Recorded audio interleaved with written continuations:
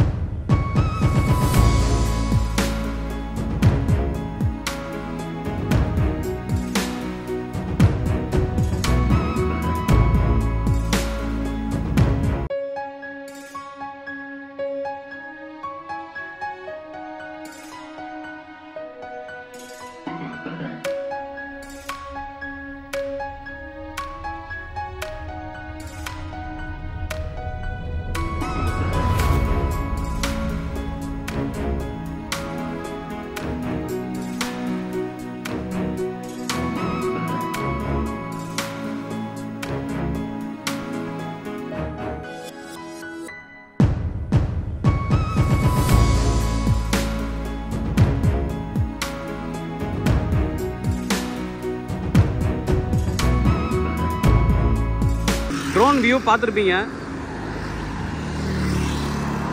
ஒரு பெரிய marriage hall இருக்குது, பக்கத்தில் ஒரு சின்ன சின்ன ஃபேக்ட்ரிஸ் மாதிரி இருக்குது, ஹோட்டல்ஸ் இருக்குது.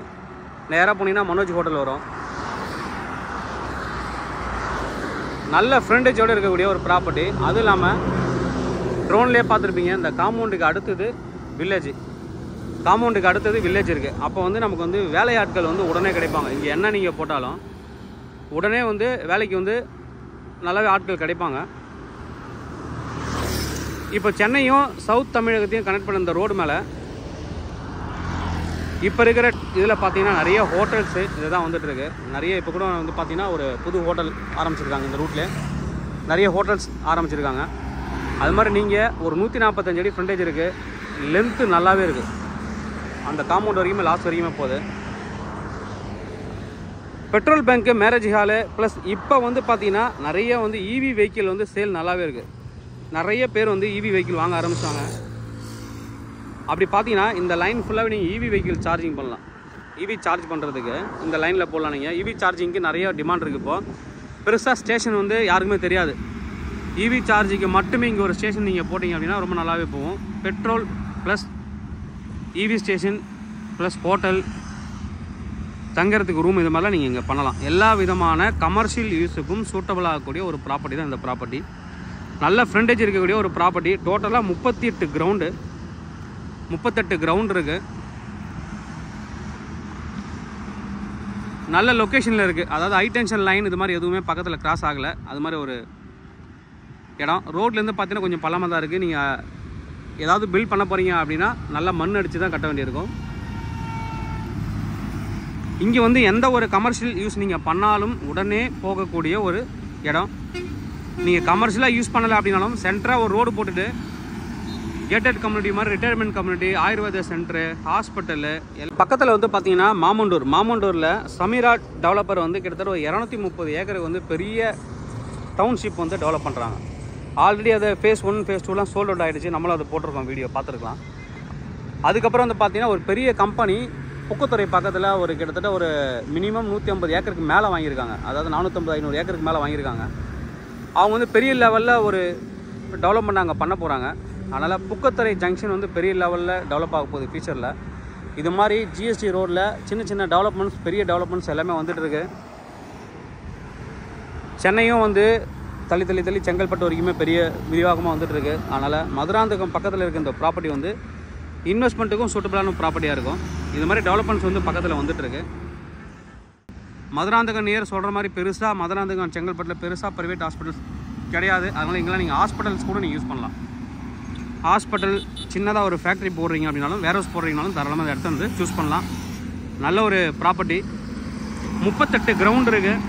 ப்ரைஸ் என்ன சொல்கிறாங்க அப்படி பார்த்தீங்கன்னா ஒரு கிரவுண்டோட காஸ்ட் வந்துட்டு 34 லட்ச ரூபா. நியர்லி வந்து 34 லட்ச ரூபா வரும். 34 லட்ச ரூபா பர் கிரவுண்டு. Slightly negotiable. தேவைப்படுற வந்து கூப்பிடுங்க. Kavin real estate Chennai. என்னோட சேனல் தொடர்ந்து பார்த்துருவாங்க. உங்களுக்கான ப்ராப்பர்ட்டி கண்டிப்பாக சேனல் மூலமாக கிடைக்கும் நம்புறேன். இந்த மாதிரி உங்களுக்கு ப்ராப்பர்ட்டி ஏதாவது சேலுக்குள்ள ரெண்டுக்கு வந்து என்னை கான்டக்ட் பண்ணுங்கள். நான் சேலை ரெண்டல் பண்ணி தரோம். தேங்க்யூ.